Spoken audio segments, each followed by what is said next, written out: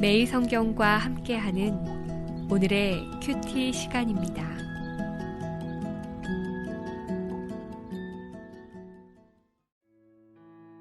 12월 10일 오늘의 말씀은 사사기 20장 1절에서 7절입니다. 이에 모든 이스라엘 자손이 단에서부터 부엘세바까지와 길르앗 땅에서 나와서 그 회중이 일제히 미스바에서 여호와 앞에 모였으니 온 백성의 어른 곧 이스라엘 모든 지파의 어른들은 하나님 백성의 총회에 섰고 칼을 빼는 보병은 40만 명이었으며 이스라엘 자손이 미스바에 올라간 것을 베냐민 자손이 들었더라.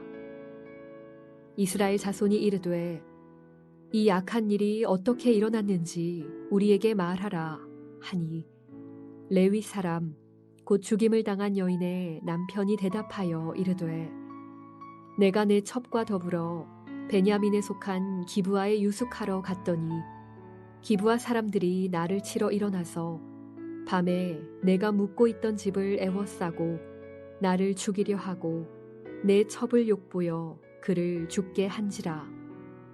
내가 내 첩의 시체를 거두어 쪼개서 이스라엘 기업에 온 땅에 보냈나니 이는 그들이 이스라엘 중에서 음행과 망령된 일을 행하였기 때문이라. 이스라엘 자손들아 너희가 다 여기 있은즉 너희의 의견과 방책을 낼지니라 하니라.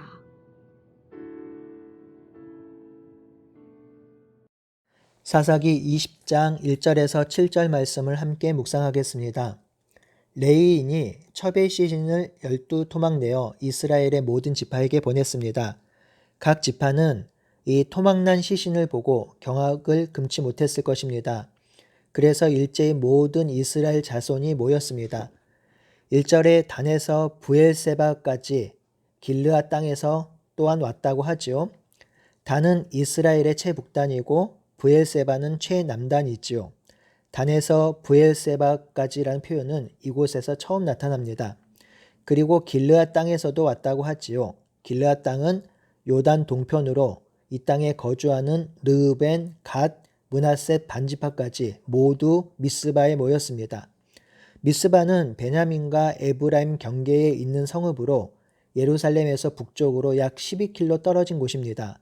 이 미스바는 이스라엘이 하나님을 만나는 장소로 인식되었던 것 같습니다. 온 백성의 어른들, 곧 이스라엘의 모든 지파의 어른들이 미스바에서 여호와 앞에 모였습니다. 여호와 앞에 모였으니 이는 종교적인 총회이며 회합입니다. 그런데 이 종교적 회합 총회로만 보기는 어렵습니다. 여기에 모인 자들이 칼 빼는 보병이 40만 명이 모였기 때문이죠.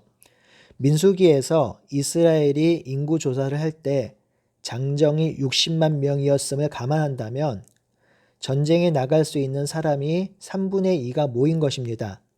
군사들이 왜 이렇게 많이 모였을까요?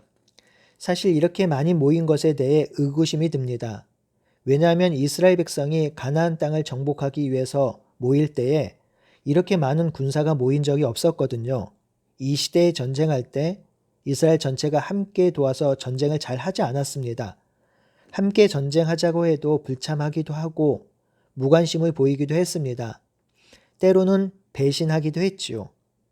이 시기에 전쟁을 할 때 군대는 겨우 몇만 명 정도가 모이는 정도였습니다.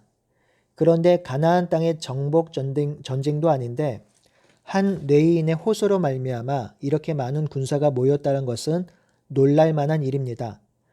3절에 보니 백성들이 미스바에 모인 것을 베냐민 자손이 들었다고 하지요. 흥미롭게도 이스라엘 자손이 총회로 모일 때에 베냐민은 참석하지 않았습니다. 시체 12토막을 내어 보냈다는 것은 베냐민 지파에도 보내졌다는 뜻이지요. 그런데 베냐민 지파가 미스바에 오지 않은 이유는 무엇일까요? 두 가지로 생각해 볼 수 있겠죠. 하나는 이스라엘 11지파가 베냐민 지파만 빼고 미스바에 모이라고 했던지, 또 하나는 베냐민 지파가 자기 지파가 연루되어 있으니 일부러 미스바에 가지 않은 것, 두 가지겠지요.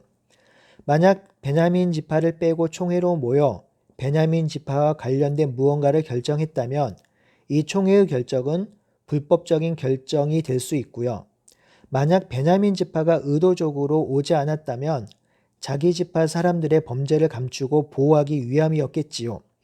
어떤 형태로든지 베냐민 지파가 이 총회에 참석하지 않은 것은 이스라엘과 베냐민 지파 사이에 부정적인 역사가 전개될 것이라는 복선이지요. 이제 3절 하반절에 이스라엘 자손이 레위인에게 이 악한 일이 어떻게 일어났는지 설명하라고 합니다. 근데 이 악한 일이 무엇인지 본문은 설명하지 않습니다. 이 악한 일이 레위인의 첩의 시신을 12토막 내어 12지파에게 보낸 것인지 아니면 시신을 12토막 내야 할 만큼 억울하고 악한 사건을 말하고 있는지 정확하진 않습니다. 사사기 기자는 일부러 모호하게 표현하므로 레위인의 행동에도 악함이 있음을 은연중에 보여주려고 한 것 같기도 합니다. 이 레위인은 자신에게 일어난 일을 진술합니다. 레위인의 진술은 4가지로 구성되어 있지요. 첫 번째, 베냐민에 속한 기브아에 유숙하러 갔다. 두 번째, 기브아 사람들이 밤에 자신을 치려 일어나서 집을 에워싸고 나를 죽이려 했다. 세 번째, 그러다가 내 첩을 욕보여 그를 죽게 했다.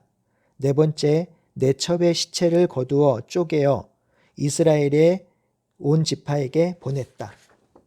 성도 여러분, 이 사건의 전말을 알고 있는 우리는 레위인의 진술은 오직 자기만을 변호하며 정확하지 않는 진술 또는 거짓 진술을 하고 있음을 볼 수 있습니다. 한번 볼까요? 첫 번째로 기브아 사람들이 왔다고 하죠. 기브아 사람들은 히브리어로 보면 기브아의 유지들, 지도자들이라고 볼 수 있습니다. 그런데 실상 19장 22절에 보면 그 성읍에 불량배들이 왔습니다. 불량배들이 기브아 사람들이긴 하지만 정확히 말하면 불량배입니다. 이 진술은 기브아가 속해 있는 베냐민 지파와 이스라엘 11지파가 등을 지게 하는 진술입니다. 두 번째는요, 19장 22절에 보면 불량배들은 레위인과 성관계를 하고자 찾아왔죠. 그런데 레위인은 기브아 사람들이 자신을 죽이려고 했다는 것입니다. 이는 거짓 진술이며 기브아 사람들의 잘못된 행위를 확대해서 진술하고 있습니다. 세 번째는 첩이 죽게 된 원인의 모호함입니다.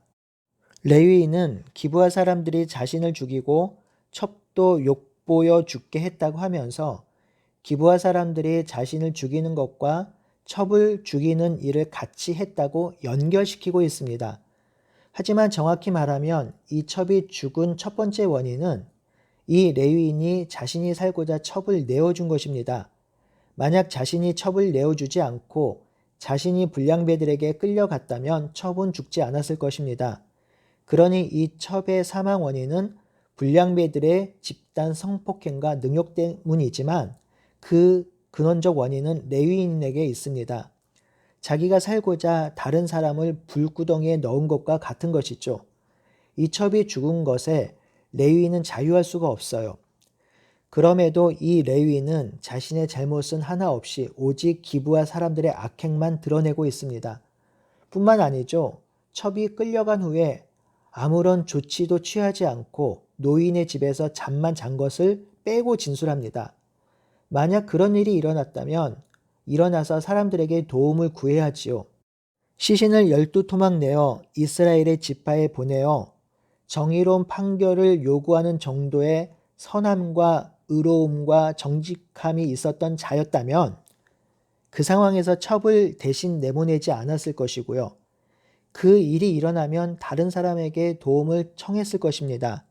아니면 밤새도록 첩을 기다렸다가 첩이 죽을 힘을 다해서 노인의 집에 왔을 때 그 첩을 집으로 맞이해서 간호했을 것입니다.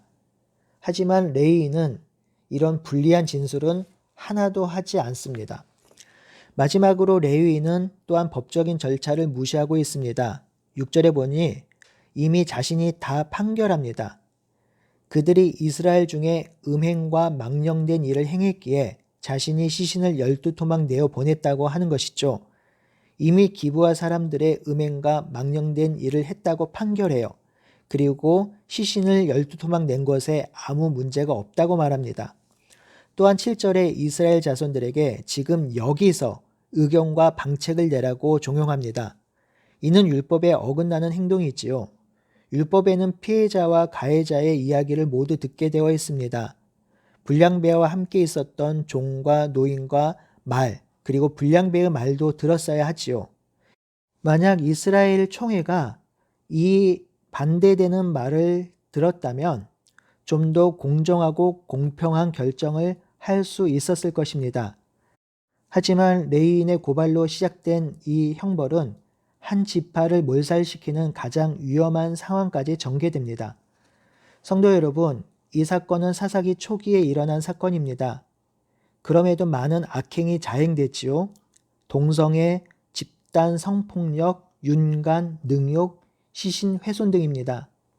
그런데 더 심각한 문제는 개인적 복수심으로 시작된 총회가 결국 재판까지 잘못하여 이스라엘 전체가 큰 희생을 당하게 된다는 것입니다. 만약 미스바에 모였을 때에 레위인이 첩을 돌보지 못한 자신의 죄를 회개했다면 어땠을까요? 이 미스바에서 우리 공동체의 동성애, 집단 성폭력, 윤간, 능욕이 만연함을 보고 함께 통회하고 통곡하고 하나님께 돌이켰으면 어땠을까요? 그러면 동족상잔이라는 전대미문의 비극적 역사가 일어난 것이 아니라 40만 명이 함께 회개하고 돌이키는 전대미문의 회복의 역사가 일어났을 것입니다. 그러면 베냐민 지파를 품고 온 이스라엘이 하나가 되는 역사를 만들었을 것입니다. 지난번에 잠시 말씀드렸지만 성도 한 개인은 공동체와 연결되어 있습니다. 개인의 복수가 공동체 전체를 위기에 빠뜨릴 수 있고 개인의 용서가 공동체를 회개하고 성숙하게도 할 수 있습니다. 그러니 우리 성도 개인이 하나님 앞에 정직하고 올바르게 서 있기를 소원합니다. 언제나 말씀 앞에 자신을 돌아보고 성찰하기를 바랍니다. 말씀에 깨어있는 성도가 많으면 많을수록 공동체가 건실하고 단단하게 서게 됩니다. 그러니 공동체를 세우는데 내가 얼마나 중요한 성도인지 다시 한번 생각하며 오늘 하루도 강건하고 단단하게 하나님의 말씀 앞에 살아가는 우리 모두가 되기를 바라고 소원합니다. 아멘.